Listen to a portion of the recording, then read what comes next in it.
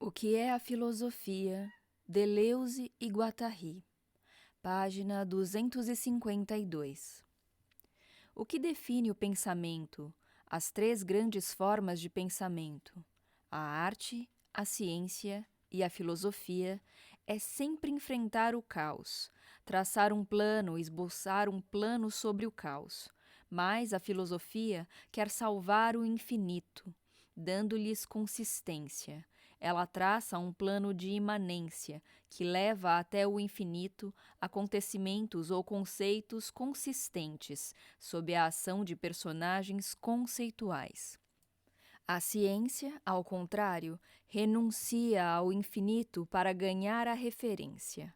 Ela traça um plano de coordenadas somente indefinidas, que define sempre estados de coisas, funções ou proposições referenciais, sob a ação de observadores parciais. A arte quer criar o infinito, que restitua o infinito. Traça um plano de composição que carrega, por sua vez, momentos ou sensações compostas sob a ação de figuras estéticas. Deimiş analisou precisamente o quadro de Klee, igual infinito. Certamente não é uma alegoria, mas o gesto de pintar que se apresenta como pintura.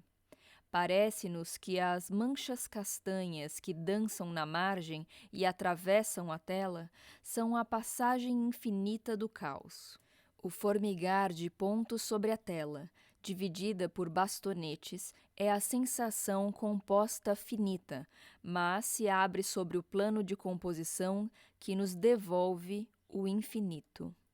Igual 00. 2 graus, não sei dizer.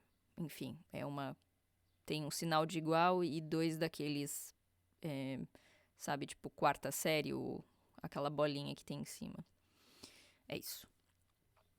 Isso não implica, contudo, que a arte seja uma síntese da ciência e da filosofia, da via finita e da via infinita.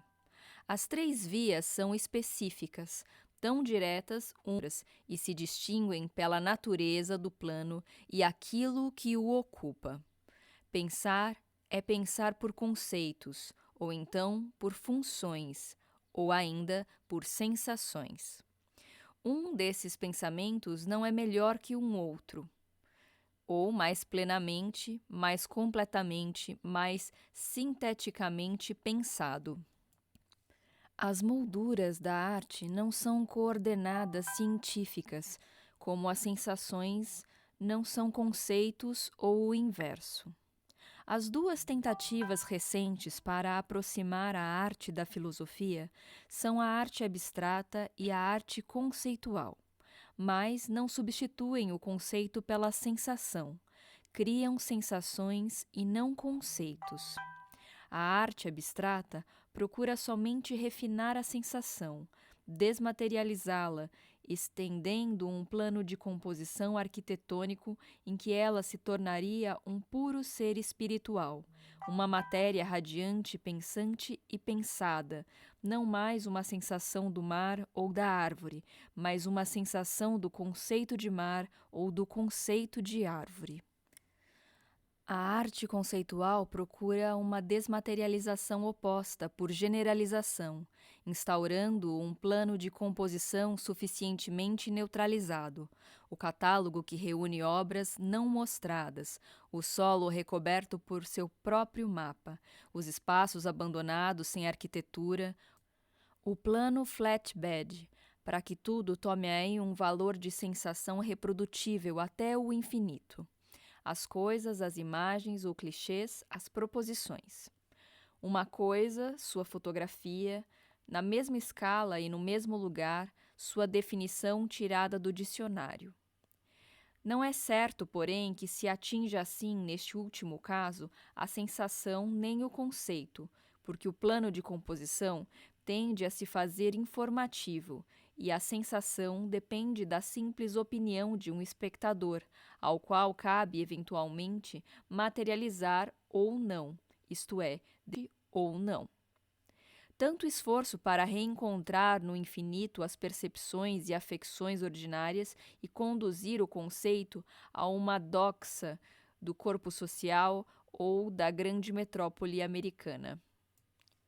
Os três pensamentos se cruzam, se entrelaçam, mas sem síntese nem identificação. A filosofia faz surgir acontecimentos com seus conceitos.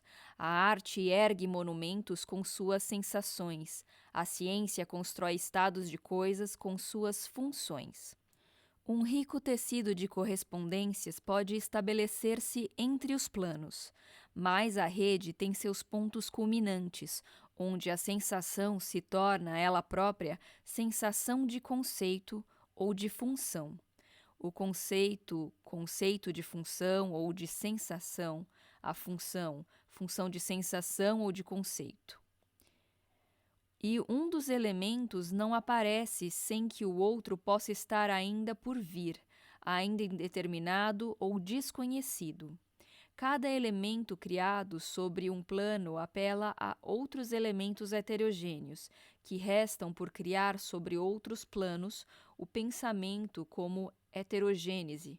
É verdade que estes pontos culminantes comportam dois perigos extremos: ou reconduzir-nos à opinião da qual queríamos sair, ou nos precipitar no caos que queríamos enfrentar. Conclusão: do caos ao cérebro. Pedimos somente um pouco de ordem para nos proteger do caos.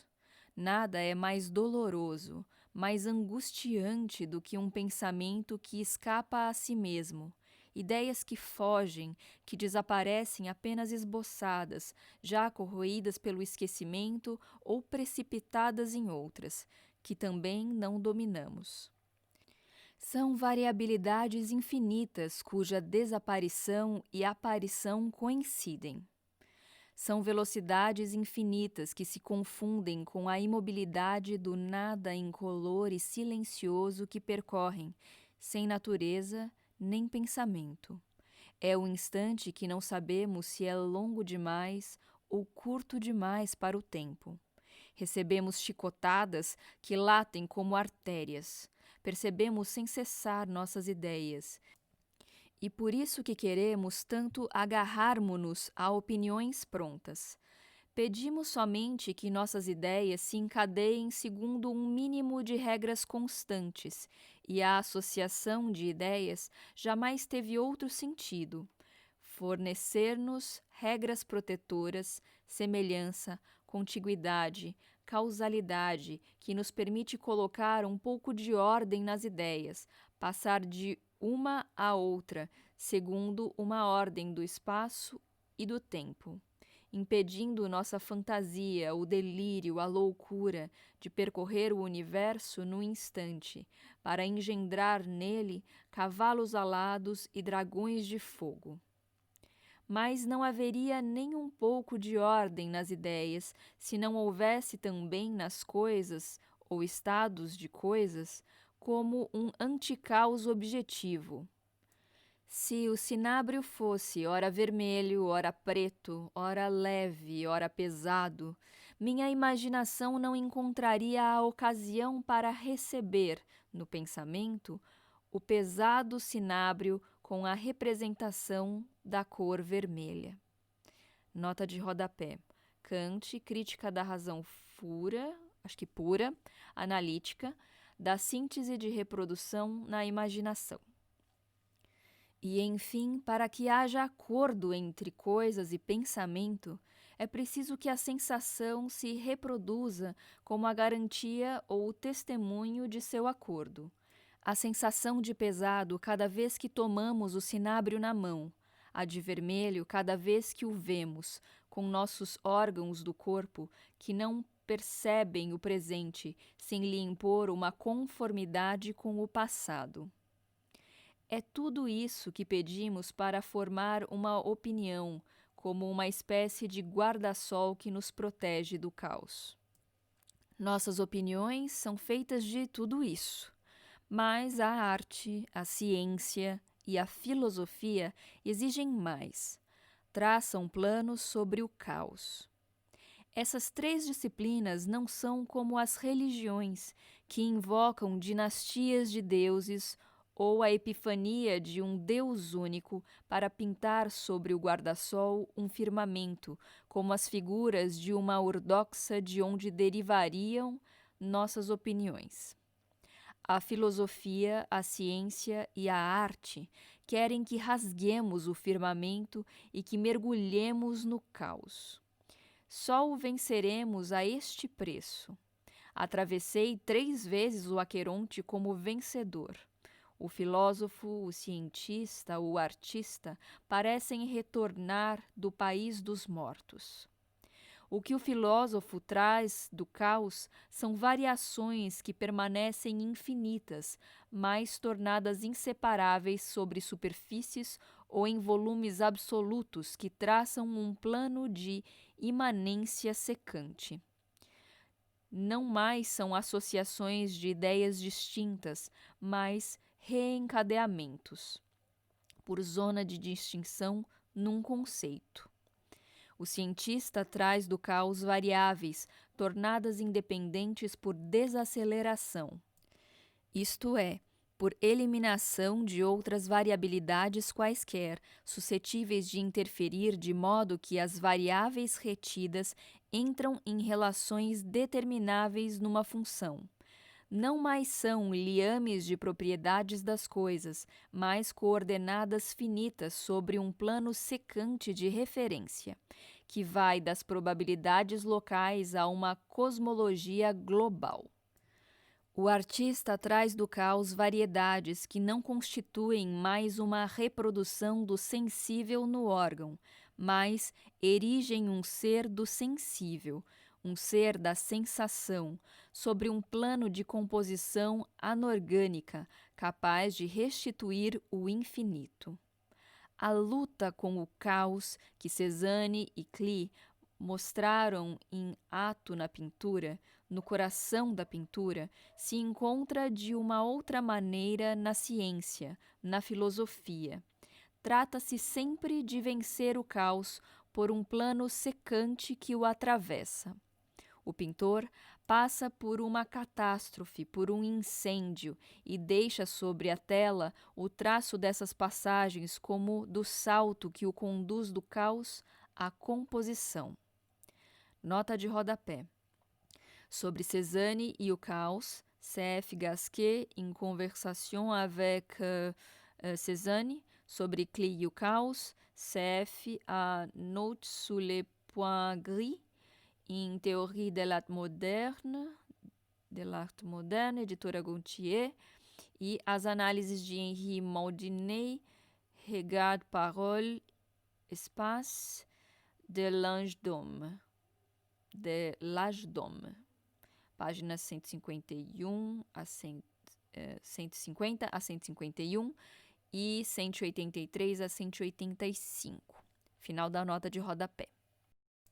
As próprias equações matemáticas não desfrutam de uma tranquila certeza, que seria como a sanção de uma opinião científica dominante, mas saem de um abismo que faz que o matemático salte de pés juntos sobre os cálculos, que preveja que não pode efetuá-los e não chega à verdade sem se chocar de um lado e do outro. Nota de rodapé. Galois em Dalmas, Évariste Galois, páginas 121 a 130, fim da nota de rodapé.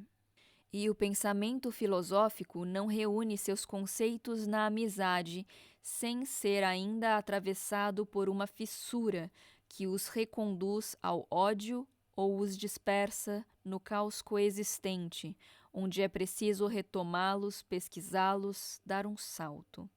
É como se jogasse uma rede, mas o pescador arrisca-se sempre a ser arrastado e de se encontrar em pleno mar, quando acreditava chegar ao porto. As três disciplinas procedem por crises ou abalos, de maneira diferente, e é a sucessão que permite falar de progresso em cada caso. Diríamos que a luta contra o caos implica em afinidade com o inimigo, porque uma outra luta se desenvolve e toma mais importância contra a opinião que, no entanto, nos proteger do próprio caos. Num texto violentamente poético, Lawrence descreve o que a poesia faz. Os homens não deixam de fabricar um guarda-sol que os abriga, por baixo do qual traçam um firmamento e escrevem suas convenções, suas opiniões. Mas o poeta, o artista, abre uma fenda no guarda-sol, rasga até o firmamento para fazer passar um pouco do caos livre e tempestuoso e enquadrar numa luz brusca uma visão que aparece através da fenda, a primavera de Wordsworth ou maçã de Cézanne, silhueta de Macbeth ou de Ahab. Então segue a massa dos imitadores que remendam o guarda-sol como uma peça que parece vagamente com a visão, e a massa dos glosadores que preenchem a fenda com opiniões. Comunicação.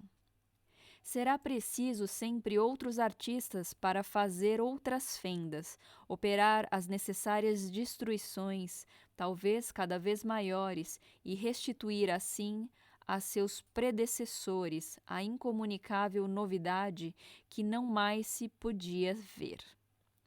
Significa dizer que o artista se debate menos contra o caos que ele invoca em todos os seus votos de uma certa maneira que contra os clichês da opinião.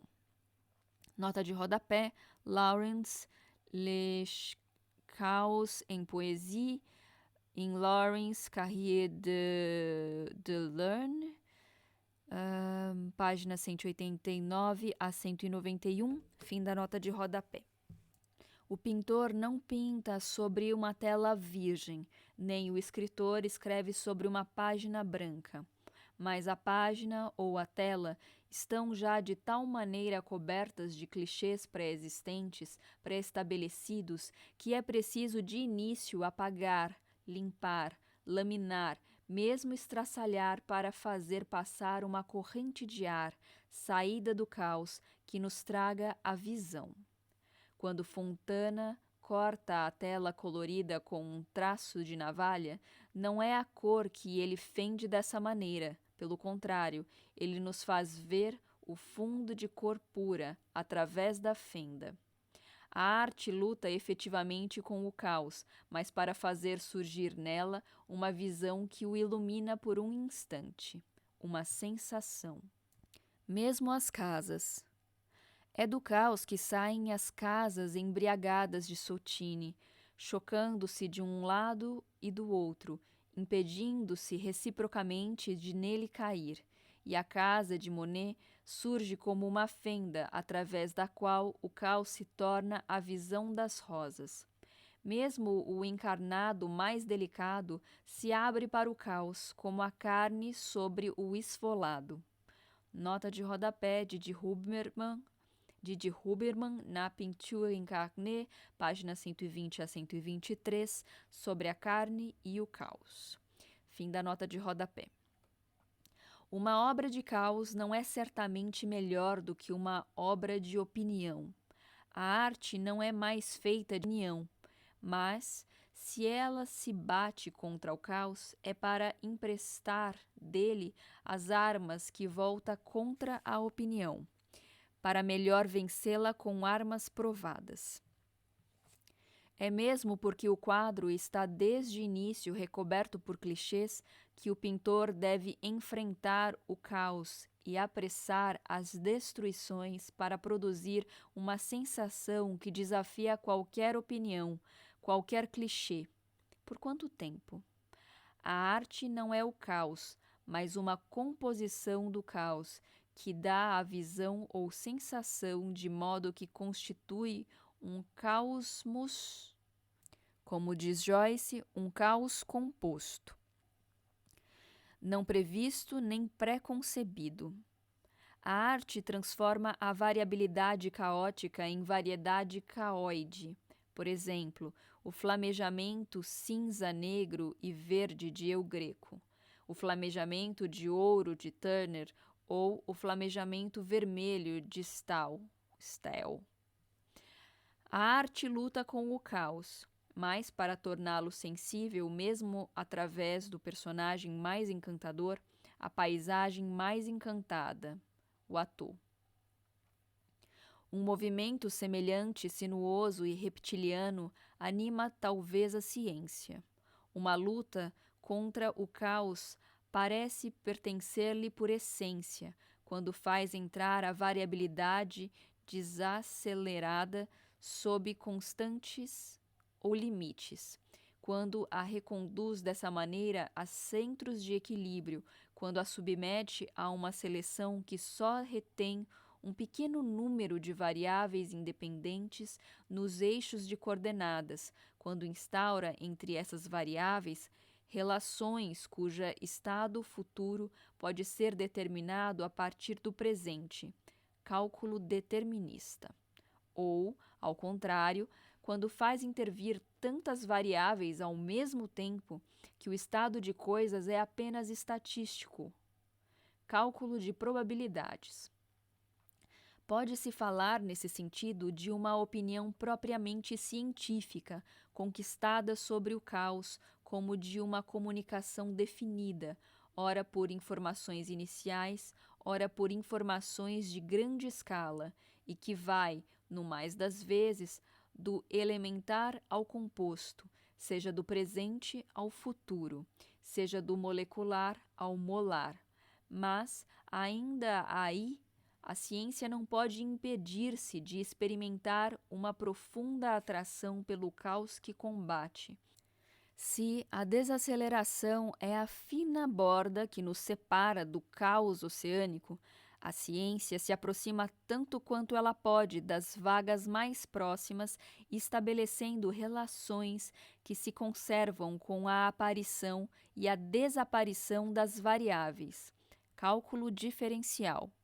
A diferença se faz cada vez menor entre o estado caótico, em que a aparição e a desaparição de uma variabilidade se confundem, e o estado semi-caótico, que apresenta uma relação como limites das variáveis aparecem ou desaparecem.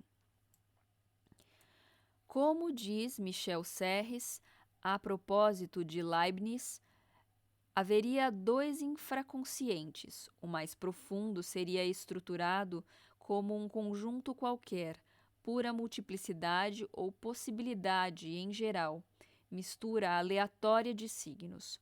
O menos profundo seria recoberto de esquemas combinatórios desta multiplicidade. Nota de rodapé. Serres, Le Système de Leibniz, PUF 1, página 111, e sobre a sucessão dos crivos, páginas 120 a 123. Fim da nota de rodapé. Poderíamos conceber uma série de coordenadas ou de espaços de fases como uma sucessão de crivos, dos quais o precedente sempre seria relativamente um estado caótico e o seguinte um estado caoide, de modo que passaríamos por limiares caóticos ao invés de ir do elementar ao composto. A opinião nos apresenta uma ciência que sonharia com a unidade, com unificar suas leis, e hoje ainda procuraria uma comunidade das quatro forças. Mais obstinado, porém, o sonho de captar um pedaço de caos, mesmo se as mais diversas forças nele se agitam. A ciência daria toda a unidade racional à qual aspira, por um pedacinho de caos que pudesse explorar. A arte capta um pedaço de caos numa moldura, para formar um caos composto que se torna sensível, ou do qual retira uma sensação caoide enquanto variedade. Mas a ciência o apreende num sistema de coordenadas e forma um caos referido que se torna natureza e com o qual produz uma função aleatória e variáveis caoides. É desse modo que um dos aspectos mais importantes da física matemática moderna aparece em transições na direção do caos, sob a ação de atratores estranhos ou caóticos. Duas trajetórias vizinhas num sistema determinado de coordenadas não permanecem vizinhas e divergem de maneira exponencial antes de se aproximarem por operações de estiramento e de redobramento que se repetem e recortam o caos. Nota de rodapé. Sobre os atratores estranhos, as variáveis independentes e as rotas na direção do caos. Prigogine e Stergers, Entre les temps et la éternité, editora Fayard, capítulo 4, e Gleick, La théorie do caos, eu acho, editora Albin Michel. Fim da nota de rodapé. Se os atratores de equilíbrio, pontos fixos, ciclos limites, touros, exprimem bem a luta da ciência com o caos, os atratores estranhos desmascaram sua profunda atração pelo caos, assim como a constituição de um caosmos interior à ciência moderna, tudo coisa que se revelam de uma maneira ou de outra, em períodos precedentes, notadamente na fascinação pelas turbulências. Encontramos, pois, uma conclusão análoga àquela a que nos conduzia a arte. A luta com o caos só é o instrumento de uma luta mais profunda contra a opinião, pois é da opinião que vem a desgraça dos homens. A ciência volta-se contra a opinião, que lhe empresta um gosto religioso de unidade ou de unificação. Mas assim, ela se volta em si mesma, contra a opinião propriamente científica, enquanto ortodoxa que consiste, ora na previsão determinista, o Deus de Laplace, ora na avaliação probabilística, o demônio de Maxwell. Desligando-se das informações iniciais e das informações de grande escala, a ciência substitui a comunicação pelas condições de criatividade, definidas pelos efeitos singulares de flutuações mínimas. O que é criação são as variedades estéticas ou as variáveis científicas que surgem sobre um plano capaz de recortar a variabilidade caótica. Quanto às pseudociências que pretendem considerar os fenômenos de opinião, os cérebros artificiais que se servem tomam como modelos processos probabilísticos, atratores estáveis, toda uma lógica da recognição das formas, mas devem agir estados caoides e atratores caóticos para compreender ao mesmo tempo a luta do pensamento contra a opinião e a degenerescência do pensamento na própria opinião. Uma das vias de evolução dos computadores vai no sentido de uma aceitação de um sistema caótico ou caotizante. É o que confirma o terceiro caso, não mais a variedade sensível, nem a variedade funcional, mas a variação conceitual, tal como aparece na filosofia. A filosofia também luta com o caos, como abismo indiferenciado ou oceano da dissemelhança. Não concluiremos disso que a filosofia se coloca do lado da opinião, nem que a opinião passa a ter lugar na filosofia. Um conceito não é um conjunto de ideias associadas como uma opinião, nem tampouco uma ordem de razões, uma série de razões ordenadas que poderiam, a rigor, constituir uma espécie de ortodoxa racionalizada. Para atingir o conceito, não basta mesmo que os fenômenos se submetam a princípios análogos àqueles que associam as ideias ou as coisas aos princípios que ordenam as razões. Como diz Michaud, o que basta para as ideias correntes não basta para as ideias vitais, as que se deve criar. As ideias só são associáveis com imagens e ordenáveis como abstrações para atingir o conceito. É preciso que ultrapassemos umas e outras e que atinjamos o mais rápido possível objetos mentais determináveis como seres reais. É já o que mostravam Spinoza ou Fichte,